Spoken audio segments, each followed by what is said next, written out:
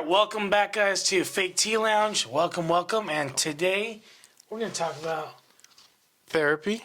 and friends in general. So, I mean, tell me what you think about therapy, because I don't believe in therapy, but I know you've gone through certain therapeutic things. That's actually a strong statement. I don't believe in therapy. So where do you think that even comes from? I think it's about growing up Asian. It's like they think therapy is a waste of money. And in the shortest way to be like, because therapy, in my mind at least, right, is you share your thoughts and feelings to somebody and they listen. And in Asian culture, it's like you could do that to your parents and then they just beat your ass up and they're like, okay, that's about it. So that's why I'm like, it's just kind of tough enough. I do understand that there are people that need therapy and therapy works for people, but I don't believe in therapy, at least for me. I would say that I agree with you to a certain extent. As someone that's done therapy for 7 to 8 years, actually, and not consistently, but I've done it for 7 to 8 years, I'll say it's helped me maybe 10%. And that's not That's pretty low. That's really low. And that's I would say I wasted a lot of energy, time, and resources. I think maybe if I substitute that time by going to work, I think the work actually would have helped me more. Yes. Which is a controversial thing to say. I do think therapy helps other people more than me, because I think a lot of people are just put it quite frankly, they're not that smart. I don't want to be mean when I say this, but a lot of people lack common sense, especially in California, I would say, and that therapy can help in that respect, because those therapists will have certain information psychologically that will help those people overcome whatever they need to overcome. But as far as therapy, I was actually going to school to become a therapist, and I was about to get my master's.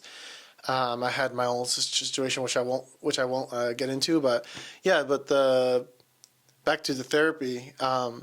Therapy to me it does definitely help a person's situation, but again, the amount that it helps, very minimal. Like, okay, hear me out. Because growing up, whenever I thought about, having like a bad day, it was just like, oh, you kind of deal with it. You know what I mean? Like, I had friends in high school, freshman year, I remember. Actually, you know him too. But I remember him telling me, he's like, oh, I can't hang out today because I got to go to therapy. I was like, what? And then I was like, what for? He's like, oh, just share my feelings. I was like, is this you? Are you okay? I thought he was suicidal. Because in my head, I was like, therapy is like, oh, if you're depressed or some shit. He's like, no, it's just to share my feelings. I go twice a week. I was like, oh, shit. He's like, how long? 3 years. That makes it he started at like 6th or 5th grade. I was like, what the hell? I'm just curious, like... That's actually shocking. I don't know. Is that a normal thing? I don't know. That's my question. It's like, when I heard that, I was like, what are you talking about? What do you need to talk about? Possibly. Did I not get enough recess time? Too much homework? I'm like, shit. What the hell is that? And then he told me, he's like, oh, sometimes I feel down. I was like, bro, I know you. I know your family. Like, we know each other. We're family friends. You're okay. At least in my perspective. I know he's great now. But it was that weak, I don't want to say weak mentality, but I think it was excessive. He still does therapy now because his parents, I would want to say, gave him that, what's that word called? The go-ahead? Habit. Oh, I just said the go-ahead. Yeah, the habit ever since he was, I guess, 5th or 6th grade, which is, how old is that? 10, That's 9, a 10, dude. 9 or 10 years old. What do you share when I'm 10, dude? When I was doing, watching cartoons and playing, I was playing outside. I did not have a phone. I did not have a phone until freshman year. And my first one was a Nokia. Nokia 520. That thing was a brick. But back to the point is, I didn't understand why he needed therapy. I thought it was for people with serious conditions. Slowly, obviously, growing up, I understood that a lot of people go through therapy for all kinds of reasons. Right? Exactly. But at least in my perspective, in my family, and not just my family, like my parents and I, and my extended family, aunts, uncles, none of us go through therapy because it's like, shit, you have a bad day, like, suck it up. You know what I mean? Yeah. I'm not going to say that's the best way, but, like, it's like, suck it up. That's part of the conservative Asian culture. Yes. Most. I don't want to speak for all, but, like, most. because that friend was Asian too, surprisingly. But it was always in the head of like, oh, if you're depressed, get busy. Once you get busy, you don't have time to think about that. Obviously, when you're depressed, like if you like, when my previous dog that passed away, I was really depressed. That's depressing. But time passes, and you heal, right? I personally just don't understand therapy. Is you having to share that with somebody? Is it correct me if I'm wrong, because you've done therapy, right? Because I don't know. Is therapy a way to kind of let out your emotions so you can give some away so you can balance it out? Is that a good way to put it? No, but no, because you can do that with anyone. You can vent. You can vent with anyone. Well, you said the other day, professional, a licensed professional. I think it's more about like a non-biased third-party perspective. Yes. Okay. Now that I think, I just understand because I'm like, if I shared it to my parents, if I shared it to my dad, he'd be like, "Dude, shut up. You're a guy. You're a man." My mom's gonna be like, "Stop bitching." You know what I mean? Mm-hmm. Who else could I bitch to? You know? I guess your friends, but even my some friends are like, they're not like experienced. You feel me? Correct. They're just like me, as in they're just kids, or they're not as mature. Mm-hmm. It won't help. Like, okay. Now you're making the case for therapy. No, oh shit! Now I am, but I'm just. Actually, I mean, well, shit. Now I understand therapy. You're like, saying something that's a positive proponent for therapy. Yes. I just personally think this is just like. I want to clarify something. Yeah. I never chose to go to therapy. It was somebody that signed me up and pressured me 4 or 5 times, kept emailing me, said, please, at least try this out. I never believed in therapy. And I will tell you right now, as someone that's, I'm actually a licensed counselor. I'm not a therapist, but I'm a licensed counselor. And I was, aspiring to be a therapist. I was going to get my master's. It's more so that I wanted to help others, more so than I believed specifically in necessarily therapy, if that makes sense. Okay. I think therapy, maybe we have the wrong idea of it. Maybe it's not this magic solution. Maybe it's more of like a, I don't know. It's a tough thing to think about. It's a tough thing to think about. This is why I'm curious. I'm not going to search it up because it's too detailed, but do you think there was therapy back in the day? Not like 300 years ago, but like in the past 60, 80 years, was there therapy? Or was it more like a doctor? I'm gonna have to do more research on that, but I think there might have been some form, but not as readily accessible as it is now. Not as readily available as it is now. Yeah. It's still crap now though. There's not. It's really expensive. This is what I want. If you want to get into, if you want to go to EDMR, eye desensitization movement. It's a specific type of therapy for PTSD and trauma. It's there's another one called PTSD. Are you talking about like post-war PTSD? That too. Well, that's included. PTSD can also, be also like sexual assault, those stuff. Oh, so PTSD is anything after a traumatic event, right? It's not just war. It's not just war. Okay. It's not just war. Understood. Also, there's CBT, cognitive behavioral training. Cognitive behavioral therapy. Excuse me. There's all kinds of things, but CBT. I tried to sign up for one, and it's like $250 per session. Dang. So it's not a joke. How many Americans have enough money to spend $250 per session? Mind you, it takes 5 to 10 years to even feel somewhat of a good impact of therapy. Who has that much money? I would say maybe less than 5% of people have enough money to spend $250 per session. That many sessions. I don't know if you need it one, 2, 3 times a week. It's going to be a lot of money if you do the math. It's going to be a lot. My second follow-up question is, I've talked to you about this. Is how many percent of actual therapists give a shit about you? I would say less than 2%. Let me clarify to the guests. I would say less than 2%. Let me clarify to them for them to understand is therapists. That's their job, right? Correct. That's their job. That's how they pay for food on the table. Correct. Right? Obviously, they're giving them. There's a lot of great people out there that really want to help people, but they also obviously need to make a living to pay for rent, house, blah blah blah, right? Mm-hmm. But how many? Because look, they're doing their job, and their job is to listen and, in some ways, somewhat help you feel better. Correct. But how much do they actually care about you? Like, I care about you because you're my friend. I love you like a brother. Correct. I care about you. Same with you.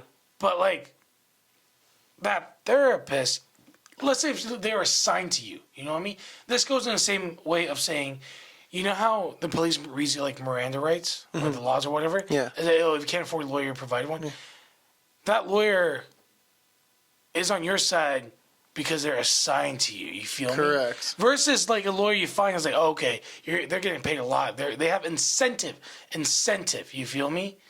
Excessive incentive to help. So this goes back to like the therapist. It's like, what percentage or what if they don't really care? They're just doing their job. And like, I understand the ones that really do care. I can't argue with that. That definitely will help because they care. The emphasis on the topic is care, the 4 letters, because they give a shit. But the ones that are just doing their job and just saying, oh yeah, like, dude, you feel good? Like, I don't know. But what's your take on that? What's your experience? Because you've done therapy. Do they really care? Are they doing their job just to get paid? Like, what's up? I think every therapist I've seen, for an exception of one, I've seen. How many are we talking about? Like 5? I've seen over 25 therapists. Holy shit. I've seen a lot of different therapists. Okay. Right? And a lot of times I kind of it's kind of repetitive. Like there's this one guy, I won't mention him, of course. I won't mention him by name. But I did see him through a specific organization. And he, it came to a point where everything I was saying, he would take a deep breath and he would just say, it's anxiety. I would say another thing for 10 minutes. He would say, it's just anxiety. It got to a point where I was like, I am not gaining anything from this. And this happened for, mind you, 4 to 5 sessions where he just kept saying, I think he was just sick and tired of me. I actually really do think like that's part of it. He just kept saying, it's anxiety, it's anxiety. And at that point, it's like, why am I paying? I was paying $20 per session at that point. And I was thinking in my head, why am I paying $25 per session just to say what I'm saying? And then he's just saying it's anxiety. He got lazy, he stopped caring. We don't know what's happening. A lot of these therapists also have their own mental issues. So I don't know exactly what was happening there. That guy didn't care. That guy just didn't care, and he eventually just got tired of me. And so I had to switch therapists, and that's why I have 25 plus therapists. That explains it. Because I also, this is me. A lot of people will stay with the same therapist, and even if they're not really improving, they'll still stay. I don't know if it's like because it's a buildup. It's like you've gone so far already. They know so much about you. Why switch? I also feel like in human nature, it's really hard for people to switch. Whether it's even like boyfriend, girlfriend. It's really hard for people to break up and get a new girlfriend, right? Like I think that's part of human nature, and I think it's similar with a therapist and a client. If you're with a therapist for so long, it's also awkward to end things. You don't know quite how to end things. Because therapists know a lot of people's deepest secrets. Right, their trauma, absolutely right. So you're making a connection of some connection that you don't make with regular people because you're not showing your vulnerable and weak side. Correct. Right. Correct. But this is the next question is because when you had like when you told me right that they were like it's anxiety. This goes in the second part is remember when you had these times when you had anxiety and in the beginning I was like bro like you're okay. I kind of agree with it, and I realized that wasn't solving anything.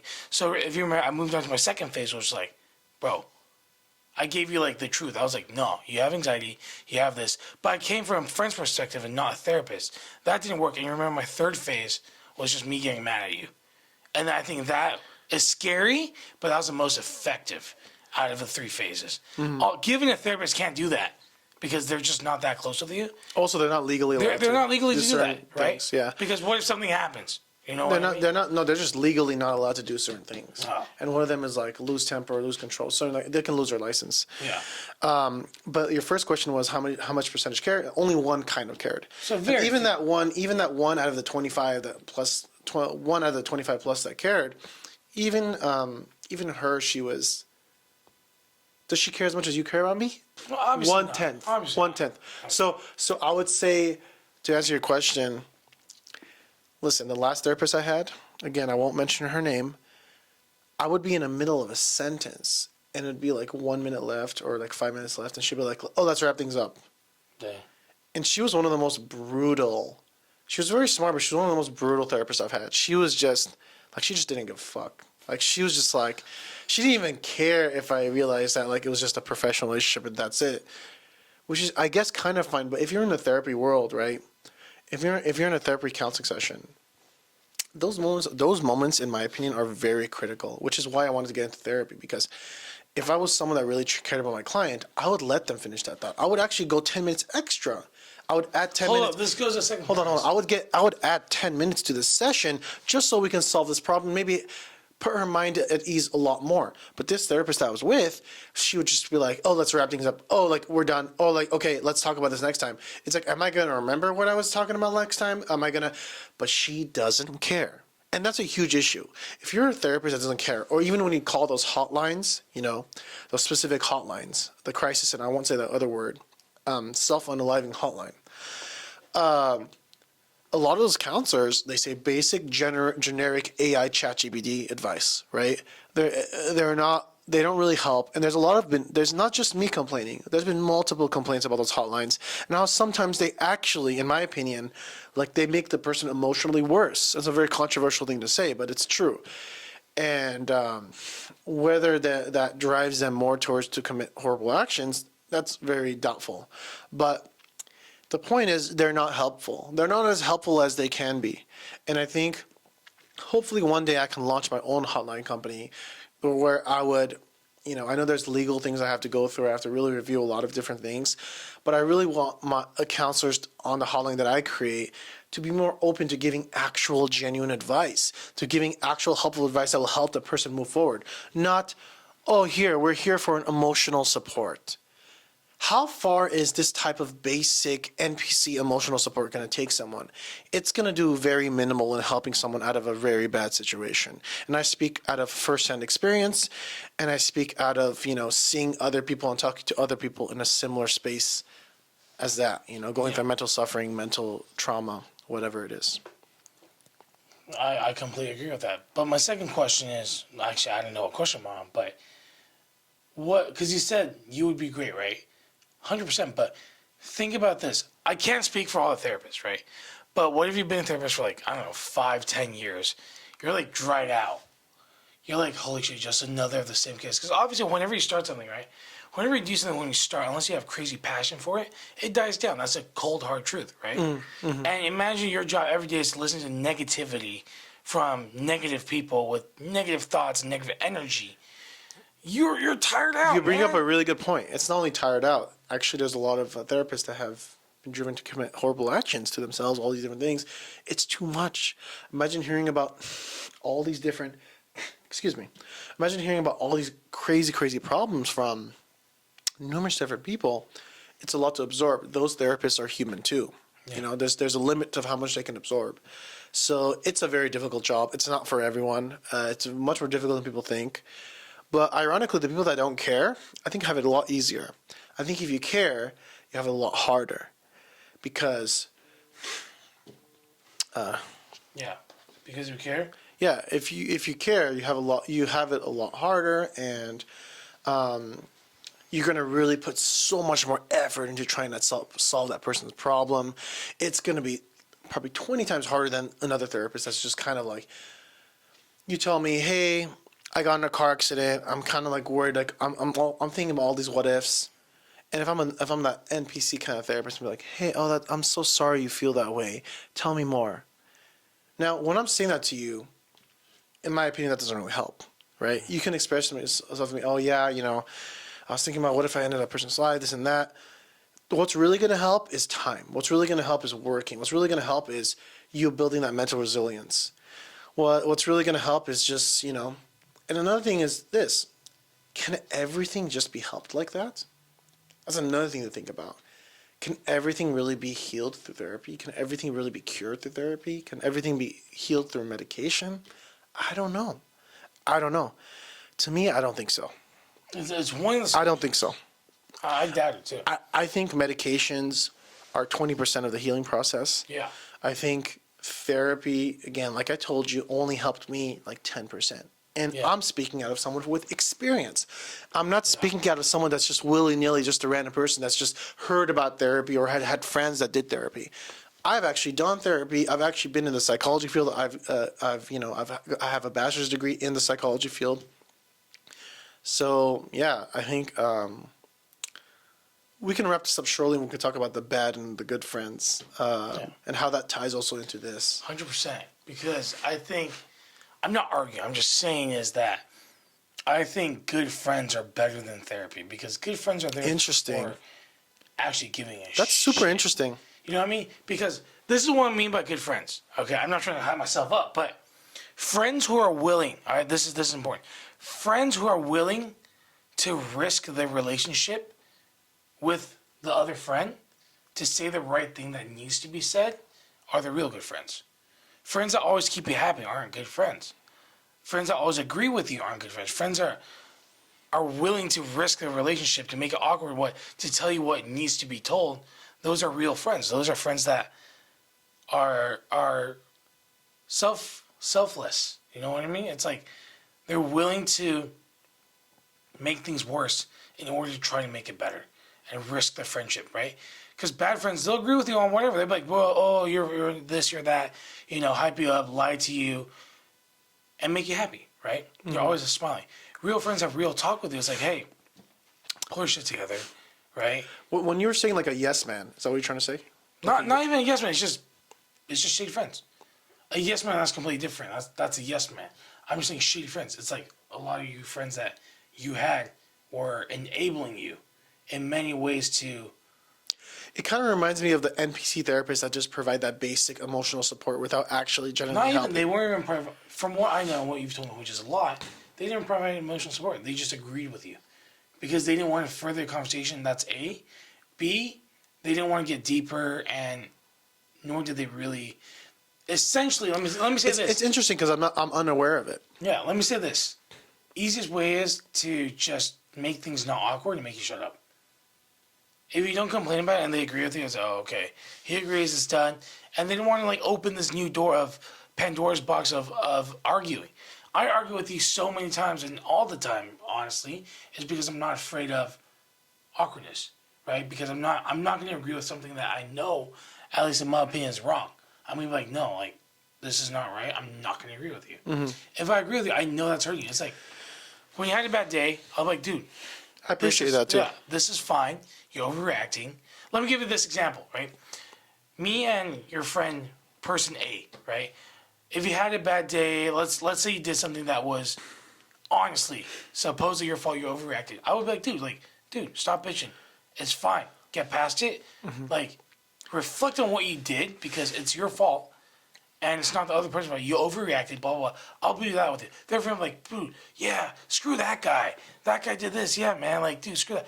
That's not helping you, right? That's literally building you on the wrong path even further. Mm-hmm. You know what I mean? Mm-hmm. That's what I mean by good friends are willing to make things awkward and say what needs to be said. I didn't understand this until, 4 or 5 years ago when I can't say it, I just had a stupid thought, right? And he argued with me. I was like, dude, like, why are you arguing? Just agree with me. And he told me, like, I'm not here to agree with you. I'm here to be your friend, and I'm here to help you in any way possible, whether it's to laugh with you, be sad with you. Like another a word I heard from Alliance. When a friend has a bad day, right? Mm-hmm. The other friend, it's his born right to sit in the mud with him, if you know what I mean. When one friend is having a bad day, you can't just push the guy away. Be like, hey, like, oh, no, I don't want. No, it's his right to sit in the mud with you, mm-hmm. to suffer with you, because that's what friends do. And this goes back to a friend is defined to me as someone who pushes you, keeps you accountable, responsible, and wants you to truly become better. Because a lot of friends don't, right? A lot of friends are there to hang, whether it's some are leeches, some have a goal, a purpose, or it's just people who, waste time together and have excessive time, right? Yeah. But think of it like so many friends out there in this world today that people have, they're artificial, man. They're there for just hanging out. And I think it's bad. It's not healthy. It's not healthy. People need. So if you think people just are there to hang out, that's artificial. Can you explain that? Let me explain that. There are times where you hang out, right? When you hang out, I argued with you saying I don't like the word hang out too much. In fact, I hate it because we're not getting anything done, right? If we worked a whole day, we could hang out afterwards, right? Mm. But if a friend keeps asking you, for example, friend C asks you 5 times a week, let's hang out, let's hang out, let's hang out. And what do you guys do when you hang out? Play some basketball, watch a movie. What was the end result? You guys essentially killed the time, did that, and maybe forget about it in 2 weeks, right? That's when it starts hurting you. Obviously, given you hang out once a week or a couple of times a month, healthy relationships to keep the friendship going. But friends should have real talks. Be like, hey, how's your life going? What are you getting closer to whatever your goal is, right? At Bug you want 5 houses. Like, dude, are you getting closer? If not, get there. You know what I mean? I'm not gonna be like, bro, let's do this. That's why I was like, when friends hang out to a certain point, it's like they're hurting you. You know what I mean? Because when friends are like, let's hang out, let's hang out, let's hang out. People will hang out because people don't FOMO, right? Fear of missing out, right? Yeah. And people always say yes. And when people don't say yes to those friends, what happens? Those friends maybe cut them off. Because it's like, dude, you don't hang with it. I'm like, no, you're not on my goal track. You're not on my game plan, right? We're trying to get better. I want to see you get better, right? Like I told you, the best thing you can do for me is take care of yourself. For me, I take. And it's funny because you're the only friend that's ever told me that. I know. I told you before, right? I knew quite a few of your friends, right? And I cut them all off. You know every one of them actually. I do, and there's a reason why I don't communicate or talk to them anymore at all, right? It's because they did not align with what I believed in, and they were not going where I think is the right way. They were, in the ugliest word to say, losers. They had no goal. They were drifting around, no progress. And I reached out many times, right? I reached out person C. I offered him many opportunities to work with me to see what we can do. No, man, I'm not ready. I don't think this is good. No.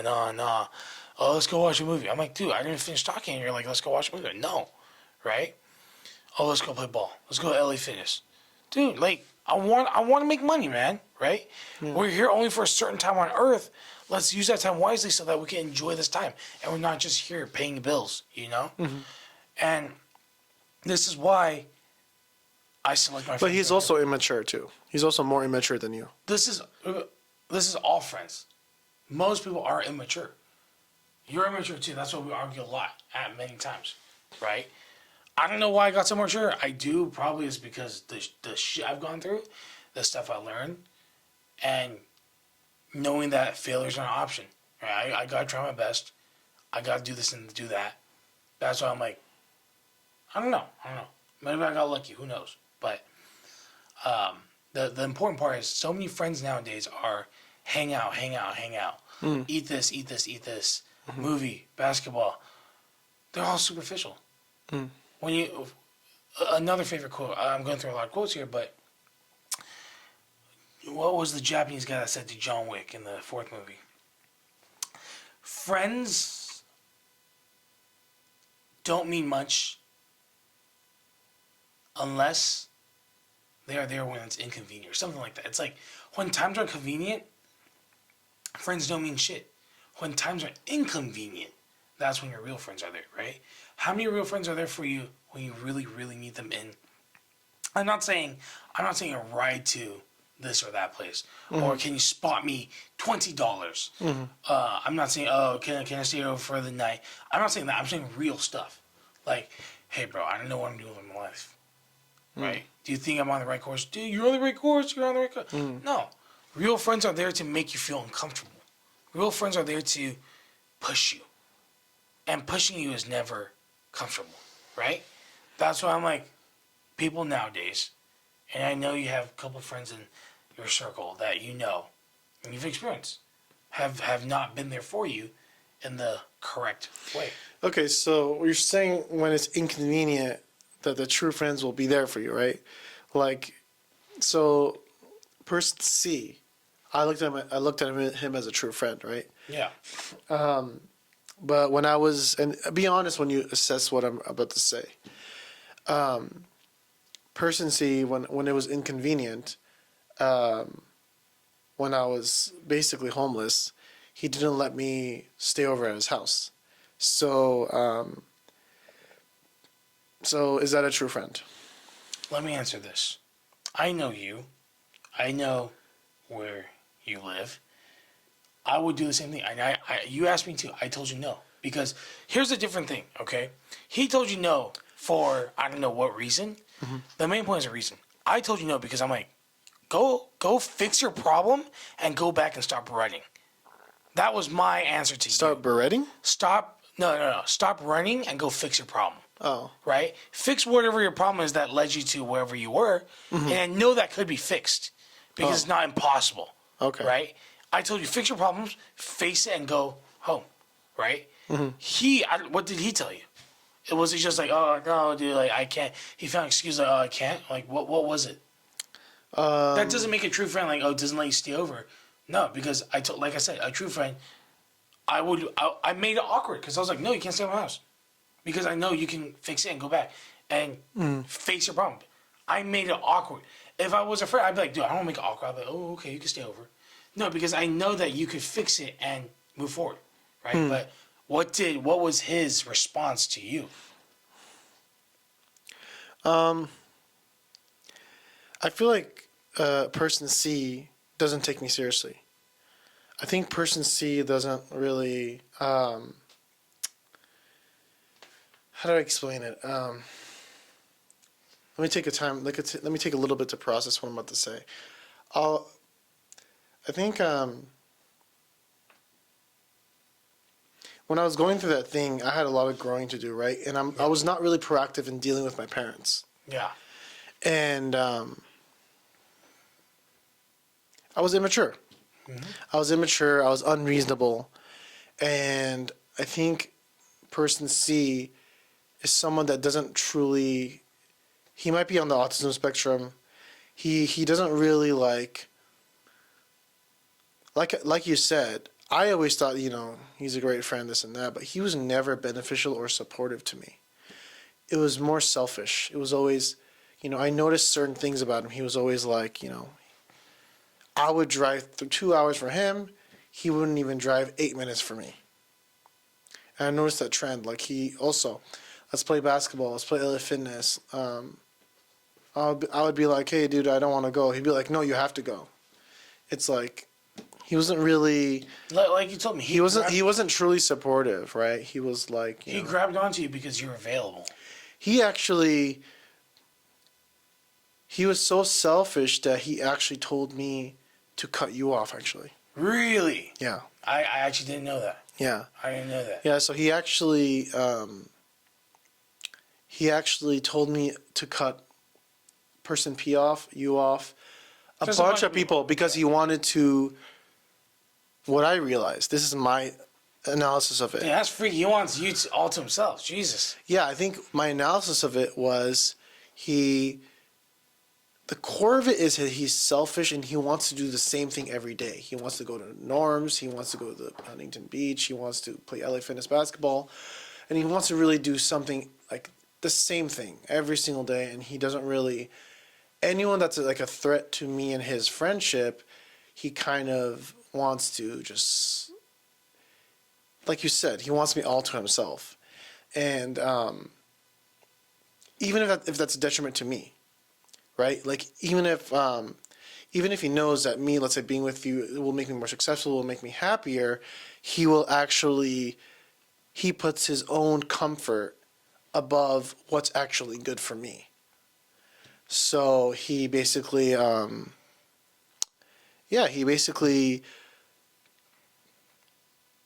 like he pushes and pushes and pushes. Doesn't really have boundaries. He tells me to go to the fitness, even though I'm saying, hey man, like I'm not really feeling today, or I have arthritis today. He'd be like, no, come on, bro, like come to LA Fitness come to LA Fitness with me, come to LA Fitness for me, and it'd be like, he's not a healthy relationship to have. Exactly. It's like let me say it this way. This is what I told you many times too, right? Because if you this is what you guys should ask your friend group. Actually, don't. I'll start a war, or people will be fake. But how many people in your friend group or in your friend circle actually want to see you make it and happy and reach your goal? Right. This is what I That's a really important question. That's a very important question. I told my friend group, like I told you, nothing will make me happier to see you make cha-ching and have a good life. I'm not jealous. I hope you make it. I would be so happy, right? This goes to person C. Would he be really happy if you made it and you got busy and left? I don't think you that would. circle, I right? don't think you would.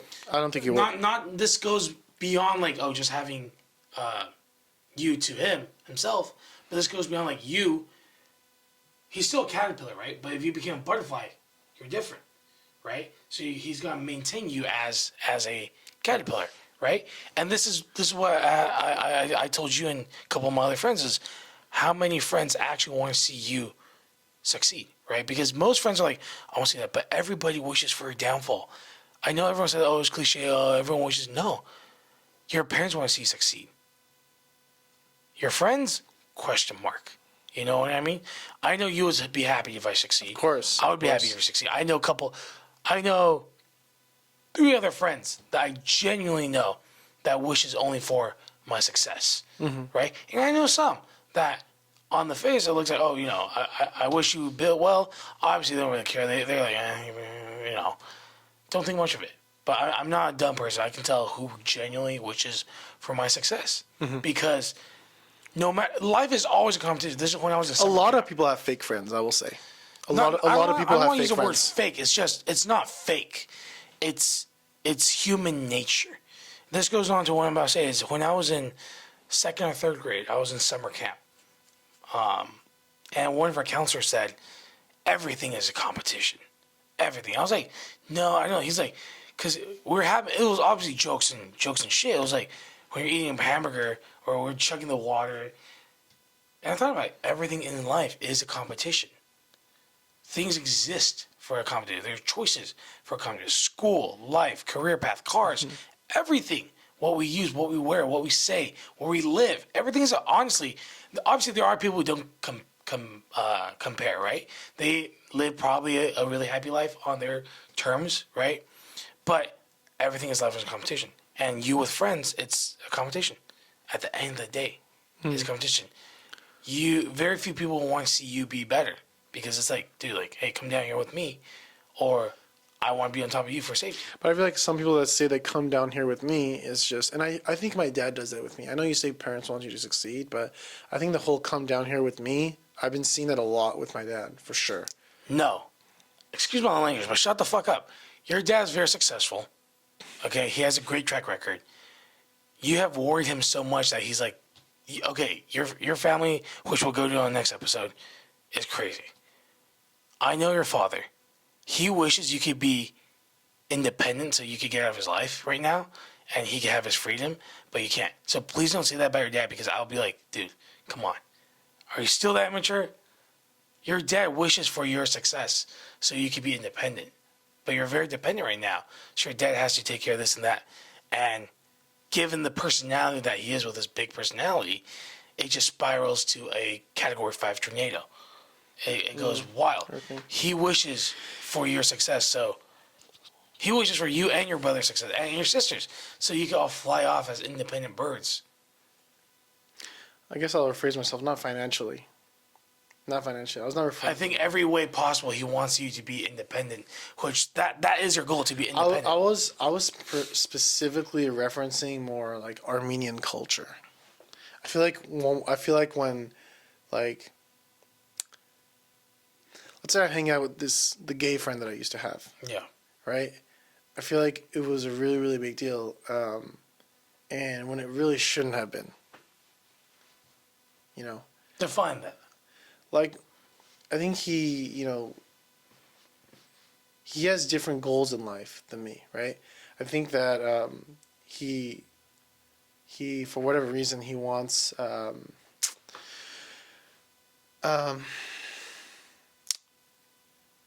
he wants me to be exactly like him. Which is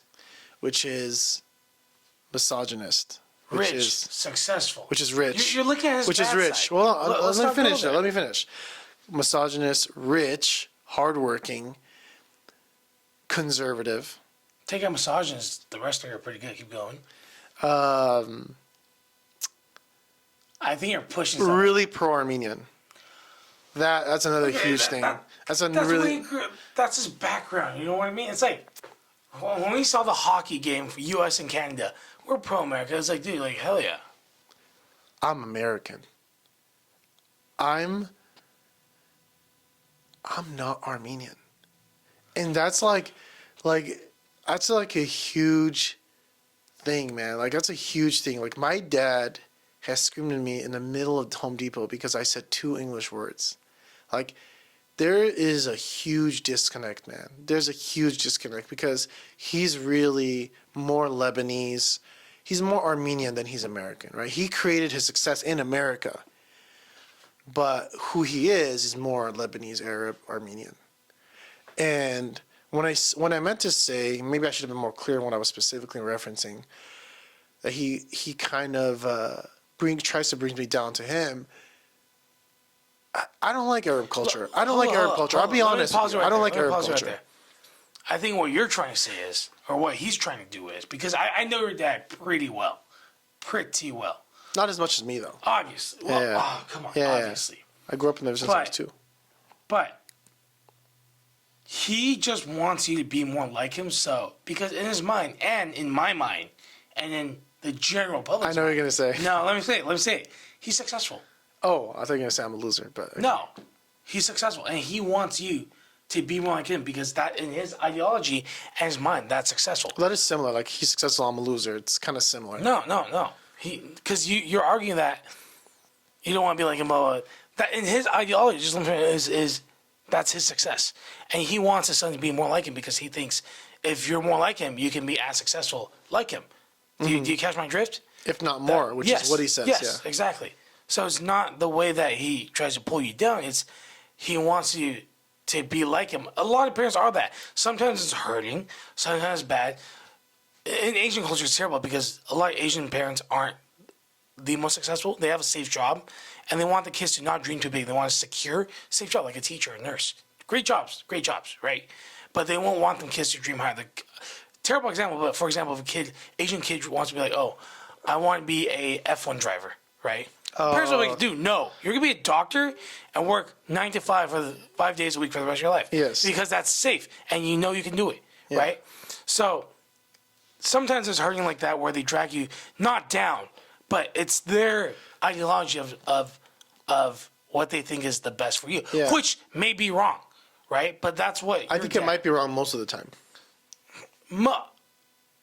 Again, this goes on to what the kid is. If the kid is built for that, born for that, I can't say that because not everyone is built for an F1 driver. Not everyone is built for To be a doctor. businessman. Being a doctor is very difficult. Very mentally tiring. All the stuff. I'm just saying, not everyone's meant to be. If everyone owned businesses, no one would be working, right? That's the coldest truth in society is not everyone can be at the top, 1%. So, is that maybe just how society works? Is that maybe how just... I think there's nature and biology in that. Probably is. But when you say... Yeah, but again, going back to our point is, your dad, like a lot of parents, are because it's their first time being a parent, right? They don't have past experience. Hopefully not. But they try to bring you to Well, he's 66 years old, right? He should have known. He should have learned by now. Your dad's not 66. I know how old your dad is. He's around 66. He still has a 5 in the front, right? No. He's not 66. He's in his not older than my He's in his dad. 60s. My dad's 66 this year. Your dad's not older. He's in his 4 or 5. 60s. He's in his 60s. 61. You should know how old your dad is, dude. Shame on you. Shame on you. How old's your mom? 56. You told me a different number 2 weeks ago. I'll be honest with you. See, shame on you. I'll be honest with you. Shame on I know you. the rough estimates, but I think that Rough estimates. They're parents, dude. I don't really regard that as important information, to be honest. It's pretty important. Imagine you're like tied up on like a ship in like Middle East, and then the soldiers rescue you, and they ask you 2 questions. What's your mother's maiden name? Don't answer. And then when's your mother's birth year? And you're like, nah, this guy's a fake. Leaves you in like Middle East, dude, you're screwed. This is critical information. It's your parents that gave birth to you. You should know. Again, kids or whoever's watching, you should know your parents' birthday. Okay, unless they're far away. But point is, parents, it's their first time. They try to do they try to do what they think is best for you. Correct. And it may not always be right. You know what I mean? Correct. Because that's just what parents try to do. Right? They think they know better. When we're parents, that's probably what we're gonna think too. We're gonna think we know better. Right? Kids are gonna think differently, regardless. I mean, if I was a parent, I would be open to the possibility of my kid knowing more. I'll say that much. I'll say Well, that much. obviously, yes, knowing more, but is it being responsible or being a dreamer? No, I think as far as like, I think age is not a determining factor in intelligence. I think I've met people that are 14 that Who are said smarter than that people that are before? 26. No one said that before. Yes, of course. No, there's a lot of people like that just automatically think that the older you are, just automatically you're smarter or wiser. On Yeah, experience. I don't know about that. I don't know about I that. don't agree with that because I don't agree with that. Because one that is 85 years old versus one that is 40, if the 40-year-old has traveled to 30 countries, Exactly. you know, Exactly. and 85 has been in the same country, you know, like when you travel, you really open your eyes. A lot of people are like, oh, you travel is not important, it's just for fun. No, like you open your eyes to see different things. I've been to quite a few countries, and I was very fortunate. Same here as well. Right? We've been able to see things in a different perspective, right? To really understand the culture, how people think, how people live their way of life, their culture, their tradition, and see how they work. It's very unique, which I think that's a whole episode on its own on why traveling is so important. Is take your kids out again. Let's go back to the topic of friends. Let's wrap this up. It's just I think who you surround yourself with is so important, right? A rotten apple next to a perfectly good apple will make that apple rotten, right? It's just nature. Everyone has said this before. I don't believe this because I think it's cap. I think we argued this last time, but I think we agreed on this last time. Is you know how the saying goes? In your circle of friends, if you're the most intelligent one, you're in the wrong one. Oh, you know how I argue that? I was like, if you go up, then some philosophers said that. Some philosophers right? said that. Yeah. That makes the next circle. If they accept you, doesn't that make them dumb? But that's not what it's like. It's just I think you need to surround yourself with people who are like-minded in that. Not like-minded, like this is people who have goals, people who have end destinations, people who have aspirations. Like I'm going to do this. Go-getters. I hate the word go-getters, but go-getters. People who do things.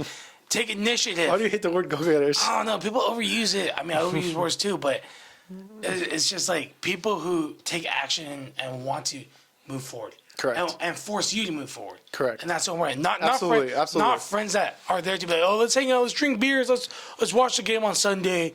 Those friends will be there forever if you want to stay like that, right? But to reach the next step in life, you need friends that will be like, hey, like, we're not in high school anymore. We're not kids anymore. We're adults. We need to move forward, and we need to do what we got to do to move towards our goal. You feel me? I feel you. And seriously, be careful who you hang out with. Really be careful. You know. All right. And let's wrap it up here. It was a good talk. Hope you guys learned something. But yeah, cheers to you guys. Fake Tea Lounge. See you guys next episode. All right. See ya. See ya.